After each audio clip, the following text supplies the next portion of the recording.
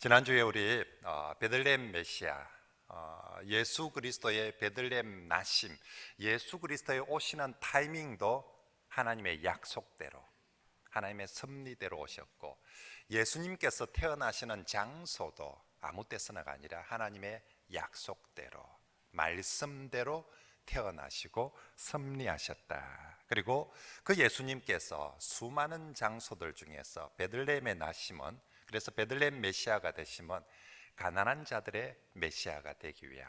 정말 그래서 그분이 베들레헴에서 나시고, 그리고 나사렛에서 자라시고, 갈릴리에서 사역하시고, 전부 다 가난한 사람들에게, 어쩌면 요즘 같이 치면 사람들은 이렇게 위험한 지역을, 가난한 동네를 피하려고 할 때, 주님은 어쩌면 가난한 동네, 위험한 동네를 찾아서 그렇게 태어나시고 자라시고 사역하셨습니다. 자, 이제 오늘은 같은 본문을 통해서, 오늘은 동방박사들의 경비라는 제목으로 말씀을 전하려고 합니다. 이제 오늘 본문에 두 왕이 나오고 있습니다.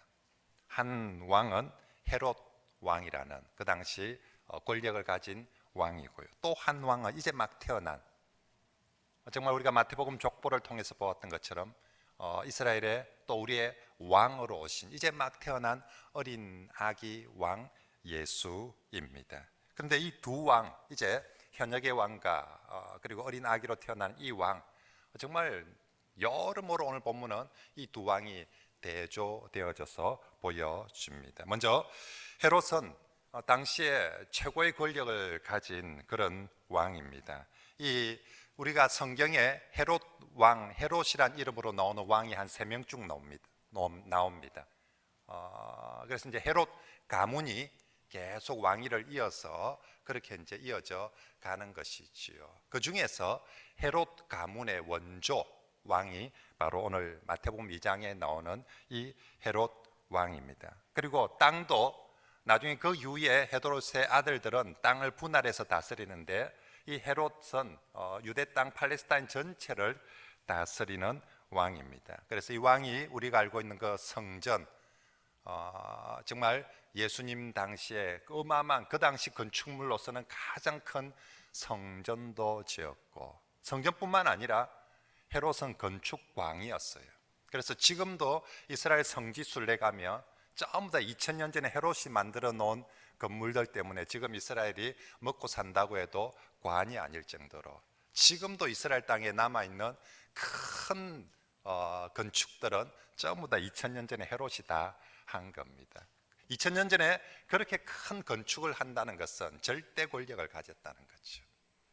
그죠? 절대 권력을 가져야만이 엄청난 건축물을 만들 수가 있는 것이죠. 그래서 이 헤롯을 스스로도 그렇고 그 시대의 사람들은 그냥 헤롯 왕이라고 부르는 것이 아니라 헤롯 대왕이라고 불렀습니다. 그 밑에 있는, 이제 밑에 태어난 그 다음 왕들과 구분하기 위해서, 그 뒤에는 헤롯 빌립도 있고 헤롯 안티파스도 있고 뭐 이런 이제 헤롯들인데, 이 왕을 제일 크고 세다 이래서 헤롯 대왕이라고 부릅니다.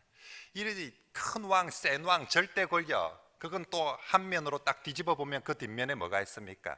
잔인함과 포악함이 있는 것이지요. 자신의 권력을 지키기 위해서. 옛날 우리 조선사에서 이렇게 태종이 권력을 강화하고 왕위를 견고히 하기 위해서 엄청난 피해 숙청을 하지 않습니까? 그것도 혈육에 대한 숙청을 하듯이 헤롯 왕도 자신의 왕위를 견고히 하기 위해서 아들도 죽이고요, 심지어 아내도 죽이고요.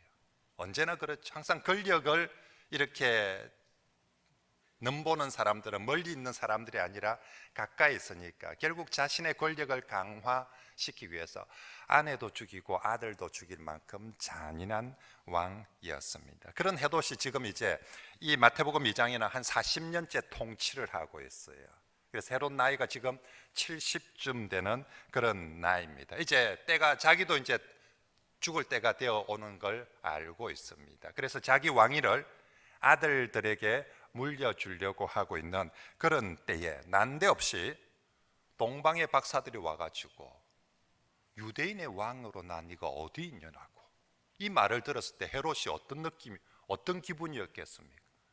이 땅에 지금 내가 40년을 통치하고 있는데 나 말고 도대체 누가 왕이고, 내 왕위는 아들한테 물려주려고 하는데 우리 아들 아니고 도대체 어디서 유대인의 왕이 있다는 말이고, 이건 반역이죠. 도대체 어디서 지금 반역을 획책하고 있느냐라고. 그래서 헤롯 대왕은 반역의 물이 씨를 말려버려야 되겠다. 그래서 유아 대학살 명령을 내리게 되는 것이죠. 베들레헴에 태어난 모든 아이들을 다 죽여버려라. 그 옛날 모세 시대에 바로가 유대인들 남자아이들을 다 죽여버리고 했던 것처럼 이제 똑같이 헤롯도 그렇게 반역의 씨를 자르기 위해서 유아대 학살 명령을 내렸습니다. 자, 반면 이런 상황 속에서 새로운 왕으로 태어난 예수 그리스도, 정말 너무 작고 초라합니다. 이 헤롯 대왕에 비하면 정말 모든 면에서 권력, 정치, 수완, 능력, 이 헤롯은 이미 모든 걸 다 장악하고 있는데 예수님은 그냥 이제 태어난 아기일 뿐입니다. 게다가 그 아기 예수를 부모가 지켜줄 만한 부모에게 어떤 권력이나 힘이나 돈이 전혀 없습니다. 태어나는 곳도 베들레헴 마구간에서 태어납니다. 왕으로 태어났다고 하는데 왕궁이 없어요. 왕으로 태어났다고 하는데 호위병도 경원도 한 명 없어요. 왕으로 태어났다고 하는데 시중을 드는 신하도 한 명도 없어요. 누가 봐도 저래가 되겠나 싶습니다. 이 엄청난 대조 속에 과연 저 아기 왕이란 사람이 살아남을 수 있을까? 우리 조선시대 생각해 보십시오. 그죠? 이런 소문만 들렸다는 자체로, 소문만 있다는 자체에도 그 집 구족을 면할 수가 있습니다. 이런 상황에 과연 저 아기 예수는 살아남을 수 있을까? 헤롯 대왕 치하에서 과연 생존할 수 있을까? 과연 저 왕이 진짜 왕이 될 수 있을까? 진정한 왕, 영원한 왕, 만왕의 왕이 될 수 있을까? 이게 오늘 본문의 상황이죠. 마태복음은 족보를 통해서 예수 그리스도를 정말로 다윗의 혈통으로는 왕으로 소개하고 태어났는데, 태어나자마자 탄탄대로로 정말 모든 사람들이 왕위를 옹립하는 장면이 아니라 그 당시 가장 절대 권력을 가진 헤롯 대왕에 의해서 생존 자체가, 예수 그리스도가 그렇게 출발하는 것처럼 교회도 그랬습니다. 과연 저 상황에 교회는 생존할 수 있을까? 교회는 과연 영원할 수 있을까? 오늘 예수가 왕이라고 하는데 저 왕은 과연 앞으로 생존할 수 있을까? 저 왕이 진짜 왕이 될 수 있을까? 저 왕이 다스리는 나라가 만들어질 수 있을까? 하나님 나라가, 예수의 나라가 만들어질 수 있을까? 그리고 그 나라가 과연 얼마나 갈까? 마태복음 2장은 우리에게 그런 질문을 던지면서 오늘 본문을 보도록 하고 있습니다. 자, 그런데 오늘 성경은 답하고 있습니다. 예수 그리스도, 그 어린 왕은 정말로 살아남을 뿐만 아니라 진정 만왕의 왕이 될 것을 오늘 본문이 예표하면서 보여주는 거죠. 오늘 본문은 헤롯이 그 당시 가장 권력을 가지고 있는 정말 엄청난 왕, 헤롯이 진정한 왕이 아니라 예수님께서 유대인의 왕일 뿐만 아니라 만국의 왕, 만왕의 왕임을 보여주는 말씀이 오늘 본문이고, 그것을 보여주는 징표, 하나의 예표적 사건이 오늘 동방박사들이 그 왕 예수께 와서 경배를 하는 장면이라는 것입니다. 동방의 박사들이 와서 경배를 함으로 정말 이 아이가 진짜 참 왕이다라는 것을 2장 2절 말씀 같이 한번 읽어봅니다. 시작. 유대인의 왕으로 나신 이가 어디 계시냐?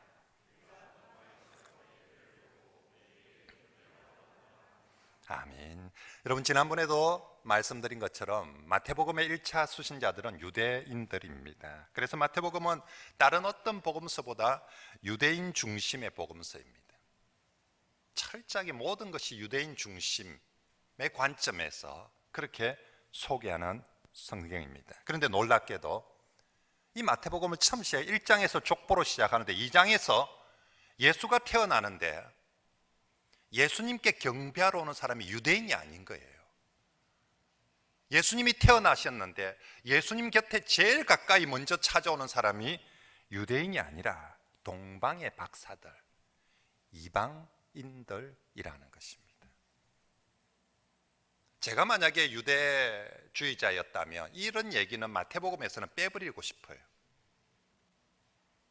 이왕 내가 예수님을 소개하는데, 예수님에 대한 얘기를 하는데, 내가 유대인이고 유대인 독자들에게 이 성경을 써보내는데, 우리 유대인 중에서 제일 먼저 예수께 와서 경배한 사람이 있었다라고 이렇게 얘기하며 존심도, 내 자존심도 좀 세워지고 우리 모든 이 성경을 듣고 있는 모두 자존심도 좀 세워질 것 같은데, 1장에서 족보까지는 좋았는데 2장에서 예수 탄생의 첫 경배 얘기를 하는데 그게 유대인이 아니고 우리의 적국인, 지금 우리로 치면 중국 사람이나 아니면 북한 사람이 왔어.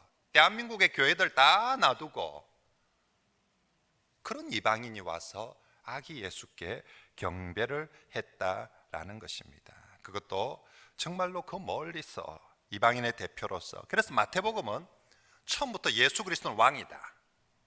그런데 유대인들만의 왕이 아니라 예수님은 바로 이 이방 동방 박사들의 경배도 받는 진정 만왕의 왕으로 오셨다. 예수님이 유대인만의 왕으로 왔다면 이 동방의 박사들이 올 필요가 없지 않습니까? 유대인들이 와서 경배해야 되는데 예수님은 정말 만왕의 왕으로, 열방의 왕으로 오셨기 때문에 바로 이 동방의 박사들이 와서 예수님께 경배를 하고 있다는 것을 마태복음 2장 첫 시작을 하면서 우리에게 보여줍니다. 그래서 마태복음은 유대인이 기록한 성경이고 유대인들에게 전해지는 예수 얘기지만 절대로 예수는 유대인들만의 예수가 아니라 정말 만국을 위한 예수 그리스도고 만왕을 위한 만국을 다스리는 왕이다라는 이야기를 하고 있는 거죠. 그래서 성경을 듣고 있는 여러분들이 편협한 유대주의적, 국수주의적인 그런 민족주의적인 그런 관점에서 예수를 보아서는 안 된다. 예수는 처음부터 만왕의 왕이다. 자, 그러면 오늘 본문에서 우리는 또 한 가지, 왜 하필이면 동방의 박사들일까? 이방인이 와서 예수를 경배한다는 것은 이해가 됩니다. 자, 그러면 이방인 중에서도 가까이 사는 이방인들 참 많아요. 유대인 땅 주변에 블레셋 사람들이라든지 이스마엘 족속들 주변에 가까이 근접한 이때까지 구약 성경에서 나왔던 수많은 이방인들이 있지 않습니까? 그런 이방인 족속들 중에 한 사람쯤 찾아와서, 한 팀쯤 찾아와서 예수님을 경배하면 왜 가장 멀리 떨어져 있나? 그 당시 지도상에, 그 당시 그들이 알고 있는 세계 중에서 가장 멀리 떨어져 있는 저 동방에서 와서 경배를 하고 있을까요? 그것은 가장 멀리 있는 사람들이 지금 예수께 찾아와서 경배를 한다는 것은 훗날 예수 그리스도의 통치하심이, 예수 그리스도의 다스리심이 그렇게 넓을 것이다. 팔레스타인 주변만 다스리는 왕이 아니라 정말 그 당시 땅끝의 사람들에게까지 예수 그리스도의 다스리심이 미칠 것이다 라는 것을 말씀하고 있는 거죠. 실제로 예수님도 마태복음이 끝날 때 땅끝까지 모든 민족을 제자로 삼아서 모든 민족에게까지 가라라고 첫 시작에 모든 민족의 끝에 있는 사람이어서 예수를 경배했는데 마지막 끝날 때 예수님은 바로 그 모든 민족에게 이제 너희가 찾아가서 이 복음을 전하라라고 예수 그리스도는 열방의 왕임을 끝날 때도 그렇게 선포합니다.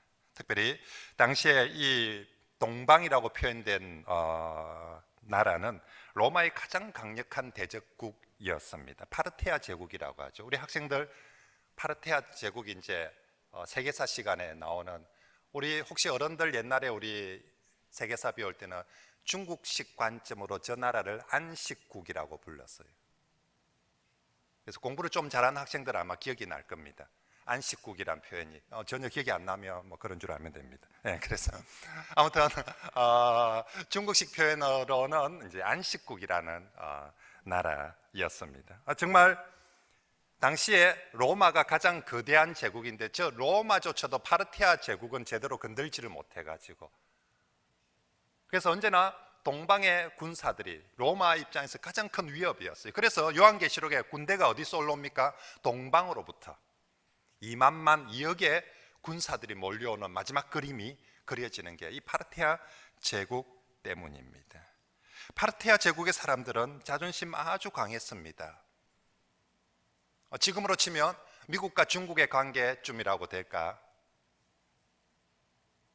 중국이 약할 때는 미국 시키는 대로 했는데 어느 순간부터 누구만 뭐 세계 제패냐, 우리도 이제 작지 않다. 몰라, 내가 누구 말 들을 때 계속 지금 중국과 미국의 힘싸움이 벌어지지 않습니까? 미국 자기들 마음대로 달러 찍어내고 있는데 우리도 위에나 찍으면 안 되냐? 뭐 모든 면에서 지금 어르렁거리면서 전쟁을 펼치고 있는 거죠. 당시에 로마와 파르티아 제국이 그런 상황이었습니다. 그런 파르티아 제국의 사람들이 로마 황제한테 가서도 경배 안 합니다. 왜? 난 파르티아의 백성인데 내가 왜 로마 황제한테 경배를 하겠느냐?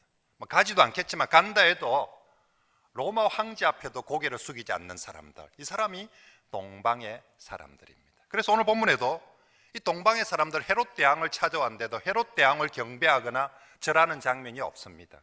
로마 황제한테도 절을 안 하고 경배를 안 할 낀데 이 꼴랑 자기들 보기에 쪼매난 헤롯 대왕 앞에 동방의 박사들이 절을 합니까? 안 하죠. 그런데 그 동방의 사람들이 로마 황제에게도 경배하지 않는, 헤롯 대왕에게도 경배하지 않는 동방의 사람들이 지금 어린 아기 예수께 왔어. 누가 시킨 것도 아닌데 자기들 발로 그 먼 거리를 찾아와서 아기 예수께 경배하고 예물을 드리고 있다라는 것입니다. 무슨 얘기입니까? 누가 진짜, 우리 눈에 보기엔 지금 헤롯이 엄청 커 보이지만 누가 진짜 왕이고 누가 진짜 만왕의 왕인지 바로 이 동방의 박사들이. 그럼 우리 이렇게 질문해 볼 수 있습니다. 그 사람들 좀 정신병자들 아니었습니까? 혹시 도란 사람들 아닙니까? 말라고 그 멀리, 지금으로 치면 파르테아 제국이 이란, 이라크에 있는 땅이거든요. 지금 우리가 차를 이동을 해도 이란, 이라크에서 팔레스타인까지 오려면 차를 이동해도 어마어마한 거리인데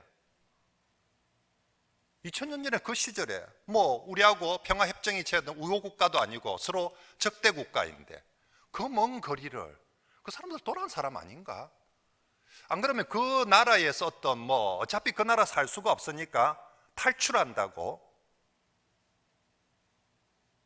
그 나라에서 뭐 반동을 하거나 역적질을 해서 쫓겨나서 그렇게 오는 사람들 아니가? 정상적인 사람들 맞나? 좀 모자라는 사람 아니면 이상한 사람 아닌가?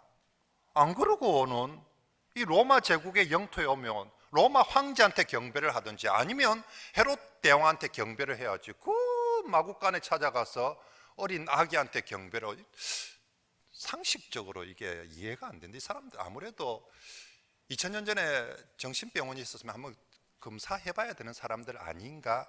여러분들이 혹시나, 우리 성도들은 그런 의구심을 가지지 않지만 그런 의구심을 가지는 사람들을 위해서 오늘 본문에 이 사람들이 직분이 뭐라고요? 동방에서 논페이들이 아니라, 동방에서 정신병자들이 아니라 동방에서 많은 사람들이 다 박사들이다. 당시에 가장 지혜로운 사람들, 저 미국에서, 중국에서 하버드를 졸업한 가장 지혜로운 사람들이, 그들이 지금 그 멀리까지 그냥 막 휴가차 여행 삼아서 팔레스타인 땅으로 오는 것이 아니라 온리 그 어린 왕에게 경배하기 위하여서 그 하버드 출신의 박사들이 지금 찾아오고 있다는 것입니다. 당시에 세상의 모든 지혜를 총집합해서 내린 결론이 로마의 황제가 만왕의 왕이 아니고 헤롯 대왕이 만왕의 왕이 아니라 세상의 지혜가 총 내린 결론이 이제 태어나는 저 아기가 만왕의 왕이다라고 동방의 누구들이, 박사들이 와서 경배를 한다라는 것입니다. 결국 이 모든 마태복음은 처음부터 정언합니다. 우리끼리만 예수 왕이여 예수 왕이여 그런 거 아니라는 것이지요. 가장 그 당시 세상에서 지혜롭다는 사람들의 검증을 받은 결과가 바로 예수가 진정한 왕이다라는 것입니다. 어쩌면 동방의 박사들이 이 마태복음 2장에 경배할 당시만 해도 옆에서 누군가가 YTN이나 안 그러면 뭐 KBS든 보도를 하고 있었다며 보도하면서도 그래도 되겠나, 아무리 저 박사들이 와서 자기가 만왕의 왕이라고 하는데, 뉴스 기자들이 보도를 하면서도 야 이거 쉽지 않은데, 지금 저 로마의 황제가 서서히 시퍼렇고 심지어는 여기는 헤롯 왕이 저리 있는데 이게 되겠나. 아마도 그 장면을 목도한 어느 기자도 이 일이 장차 이렇게 될, 어쩌면 마태복음을 기록해서 마태가 기록해서 보내는 그 당시에도 진짜 이게 그냥 해프닝 아닌가 싶을 만큼 이게 정말 되겠나 싶었습니다. 그런데 보십시오 여러분, 정말로 이 사건이 예견한 대로, 이 사건이 예표한 대로 2000년 세월이 지나서 지금 헤롯 대왕도 사라지고 심지어는 로마 제국도, 로마의 황제도 사라지고 파르티아 제국도 사라지고 그 황제, 그 나라들도 다 사라졌지만 오직 예수 그리스도와 그의 나라는 지금도 존재하고 유대 땅을 넘어서 온 세상의 구주와 왕이 되어 주신 줄 믿습니다. 정말 오늘 마태복음 2장이 예견한 그대로 정말 동방의 박사들은 진짜 지혜로운 박사들이었던 거죠. 영원한 왕은 로마의 황제도 아니요 헤롯 대왕도 아니라 바로 저 아기 예수다. 우리가 진짜 경배해야 될 사람은 황제가 아니라 헤롯이 아니라 바로 저 아기 예수다 하고 찾아온 것이죠. 2000년 전에 정말 그 어린 아기 예수로도 만왕의 왕 되심을 보이신 주님께서 지금은 부활 성천하셔서 하나님 보좌 우편에서 우리를 다스리는데, 장차도 정말 그 예수님은 앞으로도 그리고 영원토록 만국을 다스리는 만왕의 왕이 되실 것을 믿습니다. 2000년 전에 그 어린 아기 예수로 출발해서도 이렇게 말씀을 성취하고 이루시는데, 지금은 부활 성천하셔서 승리하시고 그리고 하늘 보좌 우편에서 다스리는 그 주님이 마지막 날까지 진정한 왕이 되십니다. 그러므로 사랑하는 성도 여러분, 오늘도 정말 우리 주 예수님, 우리 눈앞에는 헤롯이 오늘도 더 정정하고 정말 그 헤롯이 다스려, 오늘 우리 눈앞에 트럼프가 다스리고, 오늘 우리 눈앞에 시진핑이 다스리고, 오늘 우리 눈앞에 세상의 권력자들이 온 세상을 자기들 마음대로 다스리는 것 같지만, 오늘도 여전히 어린 그 시절에도 어린 아기 예수가 진정한 왕이었던 것처럼 오늘 우리가 살고 있는 이 시대도 어떤 문제 앞에서도 오직 우리 주 예수 그리스도만이, 어떤 상황 어떤 문제에 대해서도 우리 주님만이 만왕의 왕이심을 믿고 의지하는 성도들이 되시길 바랍니다.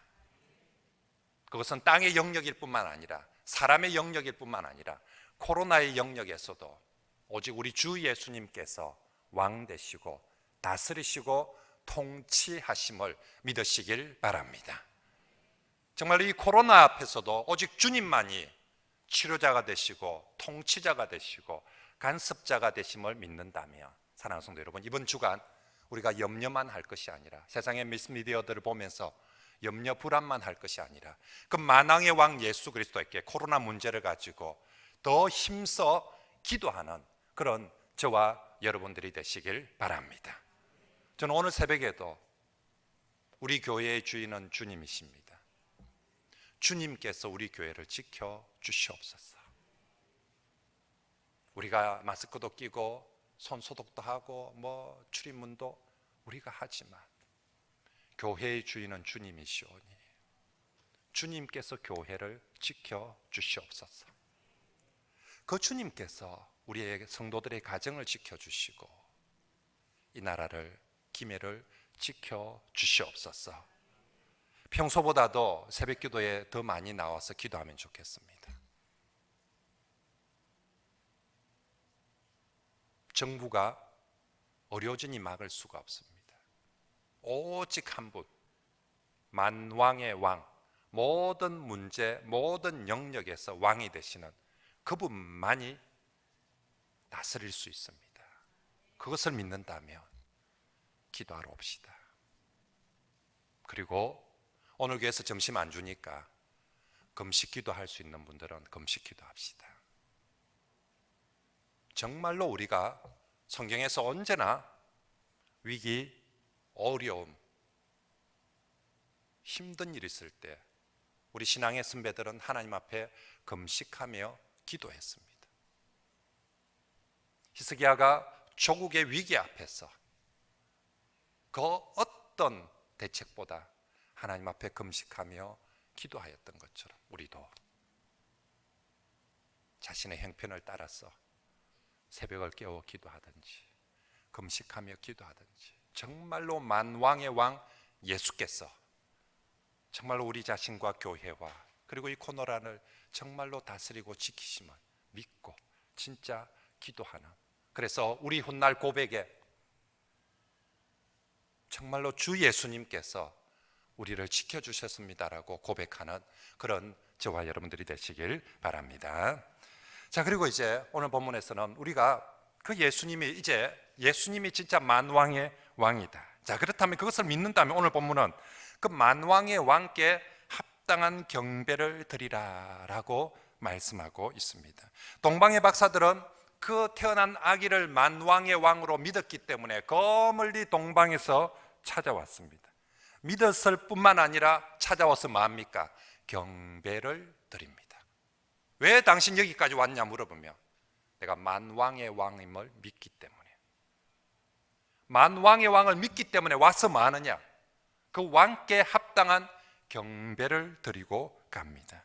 당시 예루살렘 사람들은 유대인의 왕 메시아가 났다는 이 동방의 박사들의 이야기에 그들은 경배하지 않습니다. 대신 오늘 성경은 그들은 소동했다라고 말씀합니다. 3절 말씀 같이 한번 읽어볼까요? 시작. 헤롯 왕과 온 예루살렘이 듣고 분명히 메시아가 왕이 났다는 가장 지혜로운, 그냥 시시한 사람들이 와서 얘기한 게 아니라 하버드 출신의 질병에 대해서 가장 권위 있는 사람들이, 경제에 대해서 가장 권위 있는 사람들이, 그리고 정치에 대해서 가장 권위 있는 사람들이 TV에 나와서 얘기한 거예요.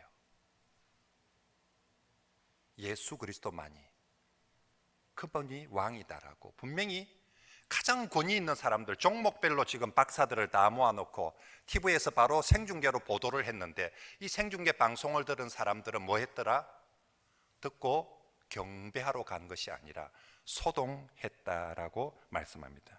예루살렘 저 부자들, 예루살렘 저 권력자들은 훗날 예수님께서 실제로 낙이 타고 예루살렘으로 입성을 하지 않습니까? 그때 이제 또다시 왕이 들어오신다. 사람들은 또다시 그때 소문을 내었습니다. 왕이 입성하신다.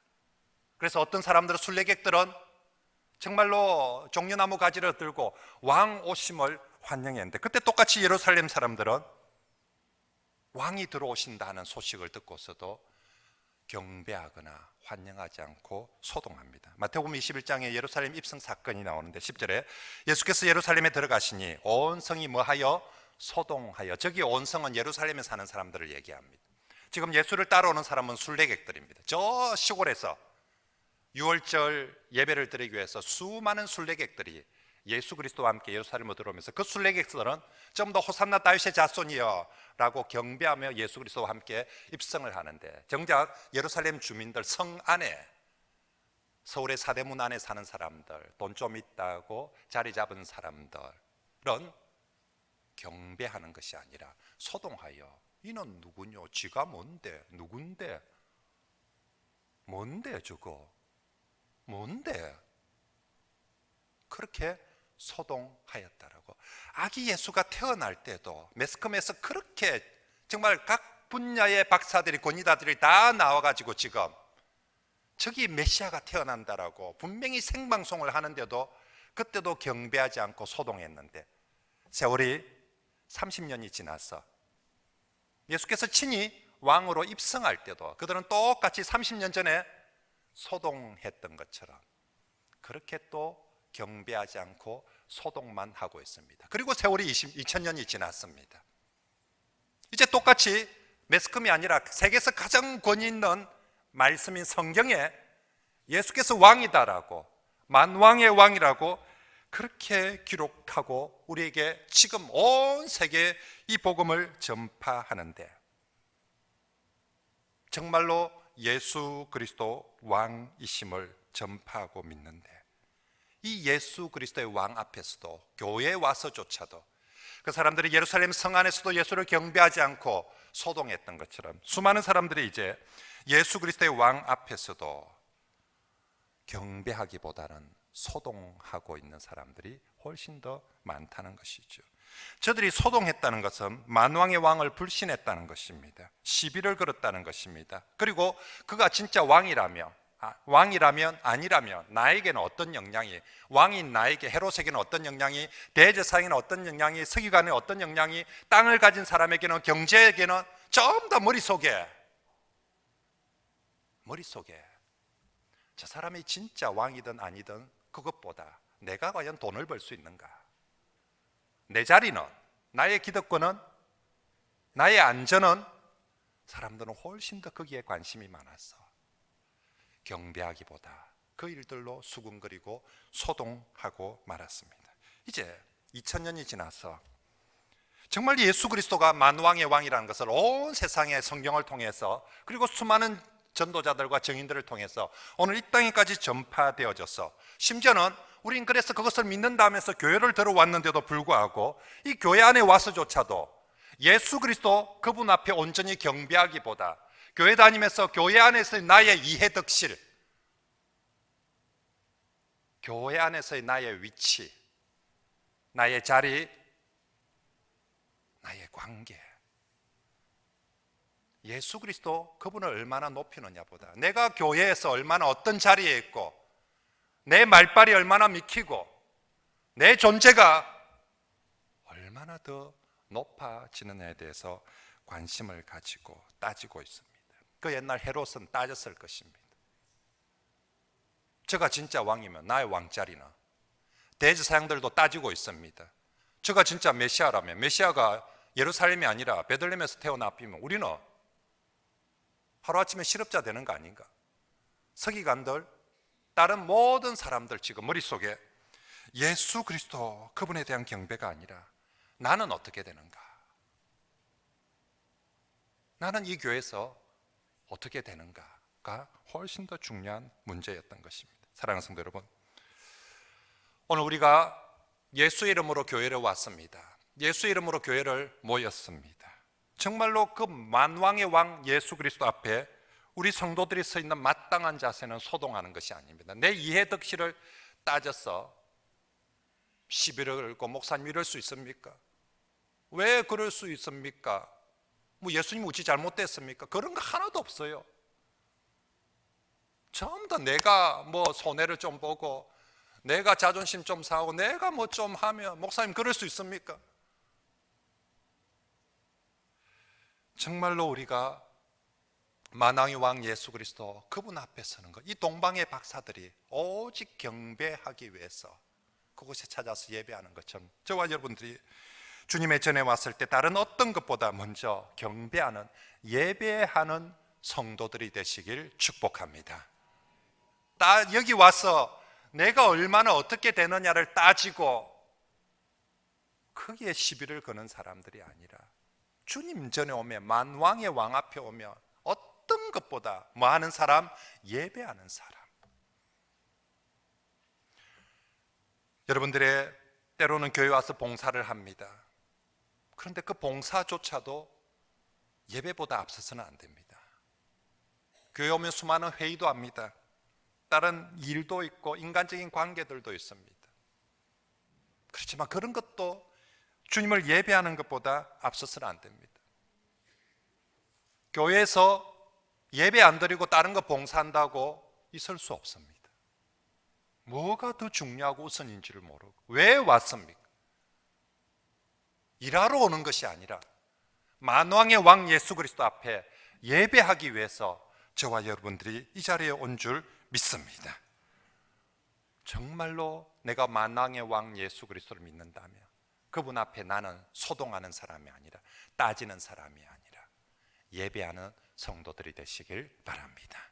어떻게 그분 만왕의 왕께 합당한 예배는 어떤 모습입니까? 오늘 동방의 박사들이 우리에게 좋은 본을 보여줍니다. 먼저 동방의 박사들은 단 한 번의 경배 예배를 위해서 그 먼 거리를 달려옵니다. 그들은 온 김에 예루살렘 구경 좀 하고 가자, 온 김에 애굽에도 들렸다가 피라미드도 한번 보고 가자, 그러지 않습니다. 오직 한 가지, 예배하기 위해서 그 먼 거리를 달려왔습니다. 모든 것이 이 긴 여행에, 이 위험한 여행에 모든 것의 목적은 오직 하나, 예배하자. 주님을 예배하자. 만왕의 왕을 예배하자. 그거 하나 가지고 왔어. 그 예배가 왕께 가장 합당한 예배가 되는 줄 믿습니다. 그러므로 성도 여러분, 정말로 집이 멀리서 교회로 오시는 분들 진심으로 감사하고 환영합니다. 우리가 멀리서 교회에 올 때 이 먼 거리를 가야 되나가 아니라 정말 오직 뭐 하기 위해서? 예배하기 위해서 그곳까지 가자. 예배 하나에 목숨을 걸고 예배 하나에 내 시간을 드리고 예배 하나 드리기 위해서 그 시간을 투자하고 예배 하나 드리기 위해서 그 위험을 무릅쓰고 예배 하나 드리기 위해서 그 물질을 드리며 예배 하나를 위해서 오늘 우리가 때로는 세상의 욕을 듣는다 할지라도 이곳에 함께하는 그런 저와 여러분들이 되시길 바랍니다. 그리고 만왕의 왕께 합당한 예배는 오늘 동방의 박사들은 정말 기쁨과 감격으로 예배를 드립니다. 10절 말씀을 읽어볼까요? 시작. 그들이 별을 보고 매우 크게 기뻐하고, 그들은 이제 이 먼 여행 거리에 앞서 정말 예수 그리스도 앞에 도착했을 때, 우와, 정말 이곳에서 이제 우리가 주님을 만나고 예배한다. 어떻게 예배한다고요? 매우 크게 기뻐하고 기뻐하더라. 유대인들이 사용하는 전형적인 삼중 강조법, 그냥 기뻐했다 해도 기뻐했겠죠. 크게 기뻐해도 기뻐한 거겠죠. 매우 기뻐했대도 기뻐한대. 매우 크게, 또 그것도 모자라서 기뻐했다도 한 번만 쓰는 것이 아니라 기뻐하고 기뻐하였다 라고 말씀하고 있습니다. 왜 그렇게 합니까? 만왕의 왕을 예배하는 자리니까. 내 인생에 있어서 가장 기쁜 자리, 내 인생에서 가장 감격스러운 자리, 바로 예배의 자리입니다.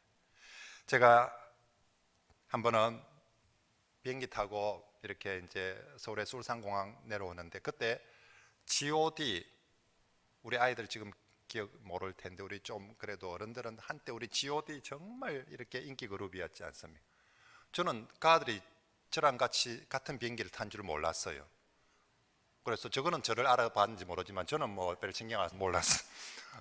그 이제 공항이 딱 내리는데요, 갑자기 공항 전체가 막 사람들이, 이 중고등학생들이 막 꽉 공항을 메웠어. 그때 수업 시간이거든요.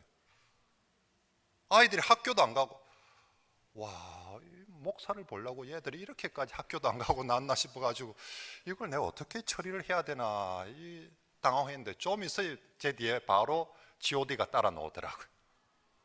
우와, 그 공항에 막 아이들이 막 G.O.D, G.O.D 하고 그 아이들 멤버들 이름 한 사람 한 사람 부르는데 저는 간 곳이 없고 오직 G.O.D만 남아가지고, 와, 제가 그 지켜보면서 혹시 우리 딸이 있는가 이제 봤죠 이제. 와, 가관이더라고. 대단하더라고. 야, 공항이 진짜 막 이게 들썩들썩 한다는 게 이런 거구나 싶더라고요. 우리 아이들이 여러분 G.O.D 하나 보고, 지금 어쩌면 이 아무리 코로나가 난리를 쳐도 방탄소년단 느낌에 떴다 그러면 뭐 코로나가 상관이 있겠습니까 우리 아이들한테, 그죠? 방탄소년단이 떴다 하면 뭐 코로나 할배가 와도 아이들은 구름대 같이 몰려들어서 정말로 방탄소년단을 외칠 것입니다. 동방의 박사들은 G.O.D나 방탄소년단이 아닌 예수 그리스도를 향하여서 그렇게 찾아가고 그렇게 경배하고 그렇게 기뻐하였던 것이죠. 오늘 저와 여러분들의 예배가 우리가 만왕의 왕을 예배하는데 정말로 그렇게 예배하는 그런 우리 성도들이 되시길 바랍니다. 정말로 우리 왕께 예배 드리는데, 제가 이렇게 앞에 설교를 할 때 우리 성도들이 예배하는데 인상 팍 쓰고 막 이렇게 또 띵 해가 있으면 보는 게 참 부담스럽거든요. 근데 우리가 예배할 때 그러면 목사만 그렇게 했습니까? 우리의 예배를 받으시는 주님도 얼마나, 여러분 아이들이 집에서 부모님한테 인사할 때 인사 안 하냐 하는데 어서요. 그럼 부모 입장에서 분명히 저는 인사를 했는데 부모 입장에서 얼마나 마음이 그래요. 저걸 뭐라 해야 되나, 저걸 어째야 되나 싶지 않습니까? 분명히 예배를 드리러 왔는데 정말로 우리 주님 앞에 만왕의 왕 주님을 예배하는데, 예배를 드리러 올 때도 동방의 박사들 그 먼 거리를 멀리 가야 되나 이러면서 오지 않았을 거라고 저는 믿습니다. 그 먼 거리를 올 때도 기쁨으로 오고, 왔어도 우와 주님, 왔어도 기쁨으로 예배드리고, 집으로 돌아갈 때는 이거 뭐 목사님 설교 와 그렇게 길게 하는 막 하면서 그러고 갔을까요? 돌아가는 길도 정말로 기쁨으로 갔을 것입니다. 우리 성도들이 만왕의 왕을 예배하는 것이 그런 기쁨과 감격으로 꼭 예배하길 축복합니다. 마지막으로 왕께 드리는 이 동방의 박사들 정말 왕께 합당한 예물을 드립니다. 11절, 집에 들어가 아기와 그의 어머니 마리아가 함께 있는 것을 보고 엎드려 아기께 경배하고 보배합을 열어 황금과 유황과 모략을 예물로 드리니라. 그들이 드릴 수 있는 가장 귀한 예물, 황금, 유황, 모략을 드립니다. 왜? 만왕의 왕으로 믿었기 때문에 그 먼 거리를 달려왔고, 만왕의 왕으로 믿었기 때문에 기뻐하며 예배하고, 만왕의 왕으로 믿기에 만왕의 왕께 합당한 예물을 드리는 거죠. 애들 같으면 애들에 합당한 용돈을 줬을 텐데, 내가 믿는 예수 그리스도가 만왕의 왕이니까 그 왕께 합당한 예물을 준비해서 드렸던 것입니다. 우리의 예배 가장 귀한 것, 그것이 물질이든 시간이든 내 몸이든, 그래서 예배는 워십이라고 했지 않습니까? 월스러십 하는 것, 가장 가치 있는 것, 가장 귀한 것을 드리는 예배입니다. 주님께서 네 물질이 있는 곳에 네 마음이 있다라고 말씀을 했습니다. 정말로 가장 귀한, 과부는 2렙돈을 드렸습니다. 과부에게 가장 귀한, 세상 사람들이 볼 때는 적은 헌금이지만 과부에게는 그것이 가장 가치 있는 헌금이어서 주께 드릴 때 주님은 세상 어떤 물질보다 많고 적음이 아니라 그 과부에게 가장 가치 있는 것을 드리기에 주님은 그것을 가장 가치 있는 예배로 받아 주신 줄 믿습니다. 이제 말씀을 정리하겠습니다. 성도 여러분, 우린 예수님, 만왕의 예수님은 2000년 전에도 동방의 박사들을 경배받기를 원하셨던 것처럼 지금도 만왕의 왕으로서 우리 모든 주님의 백성들의 경배를 받기에 합당하신 왕이십니다. 그 만왕의 왕이 우리 눈앞에 오늘은 헤롯이 다스리는 것 같고 로마의 황제가 다스리는 것 같고 정말 세상의 대통령들이 다스리는 권력자들이 다스리는 것 같지만, 오늘도 여전히 오직 예수 그리스도가 만왕의 왕으로서 우리의 모든 삶을 다스리고 인도하심을 믿고, 오직 오늘도 이번 한 주간도 우리의 왕 되신 주 예수 그리스도, 그분만 믿고 의지하며 살아가고 그분께 모든 것을 아뢰는 저와 여러분들이 되시길 바랍니다. 그리고 그분을 예배하며 왕께 드리는 가장 합당한 그런 예배로 우리 하나님께 영광을 돌리는, 그래서 정말 오늘 이 동방의 박사들의 예배가 주님 보시기에 얼마나 좋았겠습니까? 그래서 마태복음의 첫 이야기에 유대인들의 이야기가 아니라 첫 이야기, 이방인들이 주인공으로 채택되어져서 우리에게 소개되어지는데 저와 여러분들이 바로 그런 사람으로 하나님 나라에 기록되어지기를 축복합니다.